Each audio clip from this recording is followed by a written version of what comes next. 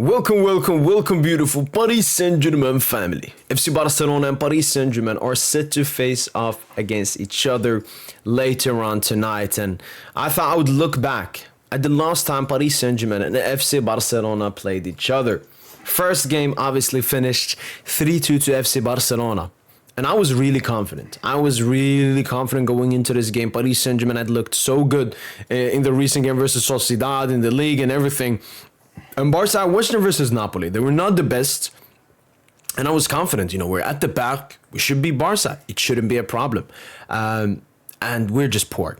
The game starts off, Paris Saint-Germain barely create anything the entire first half. I don't remember a single opportunity Paris Saint-Germain had. And that's not obviously to take away from Barca. They defended well and so on. But I was a little bit surprised with Xavi deciding to sit back. I mean, I've never seen a Barca side sit back. But Xavi knew of the qualities of Ousmane Dembélé, Kylian Mbappé, Nuno Mendes, and other players. So he decided to sit back in the game. And that suited Barca. That's how their goals came. The first one, Yamal takes on the right, puts it in. Donna makes a mistake, and Rafinha is there with the easy tap-in. And Barcelona go into half-time, and it's 1-0 to Barca. And I'm extremely mad because this is not what I expected. This is not what I saw coming. When you look at the talent, the quality, how PSG played that season, how Barca played that season under Xavi, we should not have been 1-0 down at half-time. And we fixed up. We absolutely fixed up, coming out with fire into that second half. Dembuz sends De Jong to Amsterdam, puts it top left bin. Few minutes later, bada bing, bada boom, Fabian can get some passes, and Vitinha is there. And Paris Saint-Germain have turned the game around, and I'm sitting there. All right, this is what I was supposed to see. This is what I was expected to see from Paris Saint-Germain. But then, when we got into that 2-1, it was like both teams wanted to score. And I remember we had some chances. Dembuz hit the post, Barcola one-on-one, Araujo makes a great tackle.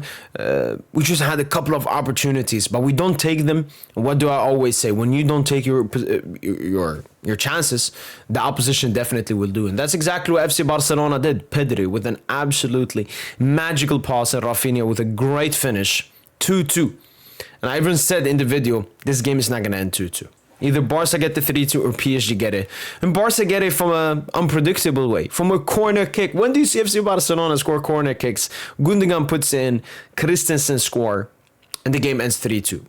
And I was so mad. I was so frustrated because this was a battling. I think that's the quality despair from PSG and Barca. Going into the game that I saw, we should not have lost at the back. Barca should not have scored 3 goals against us, and we should have played much better. I had so high expectations of PSG, but I don't know if it was the pressure. I don't know if how Barca was playing. It just wasn't our day.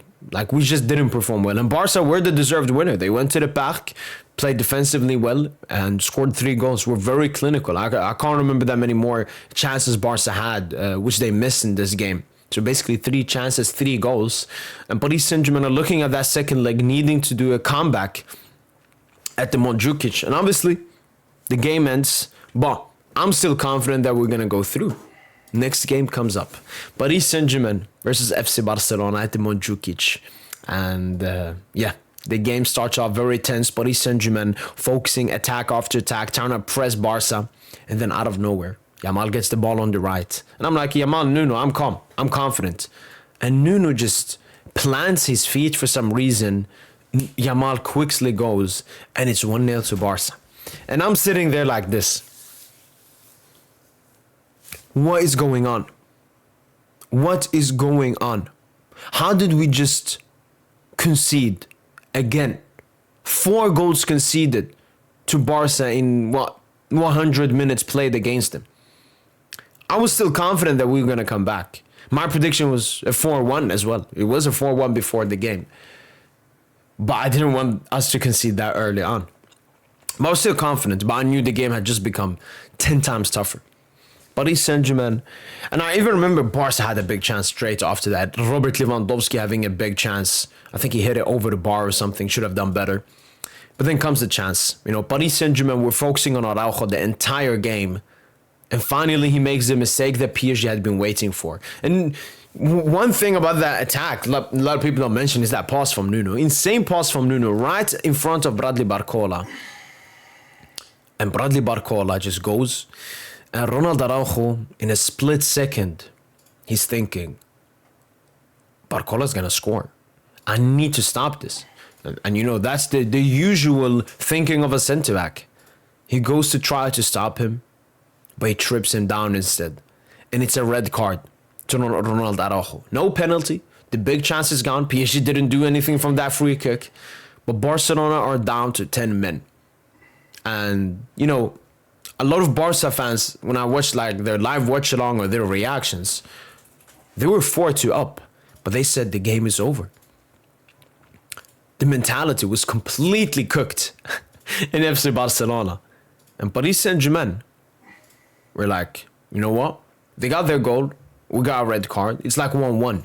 So the pressure started going off PSG and started to go to Barca. Even though they were at home, even though they were 2 goals up, they just couldn't handle the pressure.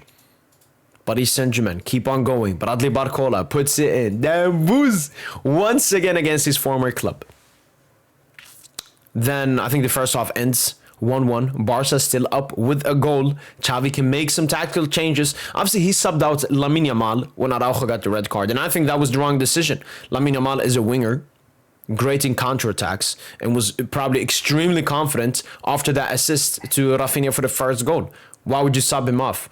It was mostly because Xavi was scared of the locker room. Yamal was the easiest to sub out then. Now, he wouldn't have subbed out Yamal because, you know, his stature is much higher than he used to be. He should have subbed out Lewandowski. You need running power. You need people that run when you're 10 men down. Lewandowski, old as Lewandowski, is not going to do that. But he subbed out Yamal. Second half starts. And again, PSG could be much better. Like, we could have been much better. And then we have a corner kick. We play it quickly. And Barca just leave Vitinha out. And Vitinha that season had scored like 10 goals, 10 long shots or something. They don't press Vitinha. Who is the person that doesn't press Vitinha? Who is the person that was supposed to go at him and make it harder for him to score that goal? It was Robert Lewandowski. He was like, nah, Vitinha's not going to do it. But he forgot he had Terladen in goal. Vitinha puts it bottom left. Absolutely superb goal from the Portuguese. And it's suddenly 4-4 between Paris Saint-Germain and FC Barcelona. And this is when it started to feel inevitable in every person's head. Xavi, he even saw the light. Started kicking stuff, got the red card. You know, he wanted to show that he was mad with what's going on, but couldn't do anything about it, which just shows his complete inexperience at that stage. Was Luis Enrique, he was calm the entire game. The first leg, the second leg, Luis Enrique was always calm.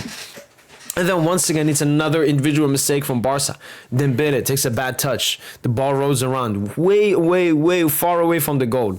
Cancelo just lunges in and gives Paris Saint-Germain a penalty. Like, Barca could not have given us that victory on a plate easier. People want to say it was Araujo. Araujo, you could say, was the starting mistake. You know, sometimes you make a mistake that leads to other mistakes. I just hate how the other mistakes are covered up. Cancelo, huge mistake. Mbappe steps up, scores the penalty, and Paris Saint-Germain are up. And this is when Barca actually started pushing and had chances. There was one opportunity, I remember Lewandowski could have given it to Felix or something, took the shot, didn't go in. Gundogan had the good opportunity as well. People forget these kinds of chances. But we kept surviving. They had a big chance. Set piece play to Ferran Torres, completely open. Barcola makes a huge interception and clears the ball away. People forget this. And then Paris Saint-Germain, to completely kill the game off, blistering counter-attack from Achraf Hakimi down that right-hand side. Mbappe takes a great shot. Not a bad shot. 1v1 versus Ter Stegen, misses it. And then Koundé just gives it back to Mbappe. Another individual mistake. All the goals we scored came from individual mistakes. Barca just completely lost their head. We started off with more pressure, being 2-0 down. But the red card, the individual mistakes, mistake after mistake, they felt it was over. When that red card happened, we just showed the absolute weak mentality. I mean, Barca at that point, their last 2 seasons had been in the Europa League, so I understand them having very low mentality in the UCL. But it was very embarrassing. But Paris Saint-Germain, victorious. And the ownership of Paris Saint-Germain, of FC Barcelona, continued. Another 4-1. We remember the first 4-1 at the Camp Nou, and we do remember this 4-1. Paris Saint-Germain obviously went into the semi, battled it versus Dortmund. And I remember actually when the Dortmund game ended, the chat was mostly filled with Barca fans because they really wanted us to get knocked out after that game. And now we're set to face after 2 seasons. Luis Enrique, still here. Xavi, not there. The goalkeeper, Ter Stegen, not there. Donnarumma, not there. Hakimi's here. Kunde's here. Cancelo's not here. Balde's here. Nuno's here. Marquinhos, Lucas Hernandez, both of them will not be playing this game. Kubarsi. I've seen reports Eric Garcia will start, so no Araujo this time. Flick knows. Midfield had De Jong, Pedri, Gundogan. No Gundogan this time. Paris Saint-Germain had Vitinha, Fabian, and Warren, I think. Maybe someone else. Well, obviously we have João Neves now. And up in attack, no Dembuz, no Mbappe. Barcola will be there. And from Barca, Lewandowski will be there. Yamal will be there. But no Rafinha. It's a part 3 of these games in recent times. But it still feels like a completely different game. Because, I mean, Paris Saint-Germain still have Luis Enrique in the foundation, but we've just evolved so much. And Barcelona are a complete different they have a complete different identity. They're a completely different entity than we used to be under Xavi. And, you know, it's always nice looking back at these games. They're very interesting. And, yeah, Barcelona, Paris Saint-Germain have a great history in the Champions League, which will continue today on Wednesday.